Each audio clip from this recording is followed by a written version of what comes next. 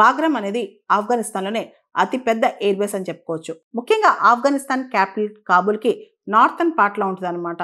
దాదాపు 20 సంవత్సరాలు ఏదైతే అమెరికా 2001 నుంచి 2021 వరకు ఆఫ్ఘనిస్తాన్లో పాగా వేసిందో ఆ టైంలో ఈ బాగ్రామ్ ఎయిర్ బేస్ని అమెరికా తన ఆధీనంలో ఉంచుకుందనమాట.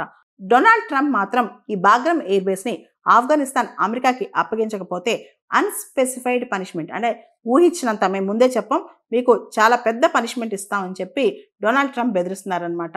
ఆఫ్ఘనిస్తాన్ కనుక బాగ్రామ్ ఎయిర్ బేస్ని అమెరికాకి అప్పగించకపోతే bad things are going to happen, చాలా చెడు చూడాల్సి వస్తుందని చెప్పి ట్రూత్ సోషల్ ద్వారా డొనాల్డ్ ట్రంప్ ఆఫ్ఘనిస్తాన్కి హెచ్చరించారనమాట.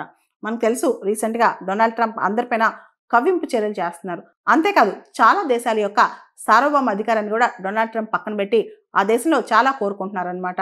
ఉదాహరణకి పనామా కెనాల్ నేను ఆక్యుపై చేస్తాను, గ్రీన్లాండ్ కంట్రోల్ నాకు కావాలి, అదేవిధంగా ఇప్పుడు బాగ్రామ్ ఎయిర్ బేస్ నాదే, ఇవన్నీ కూడా డొనాల్డ్ ట్రంప్ రెచ్చగొట్టే విధానంగా మాట్లాడుతున్నారు.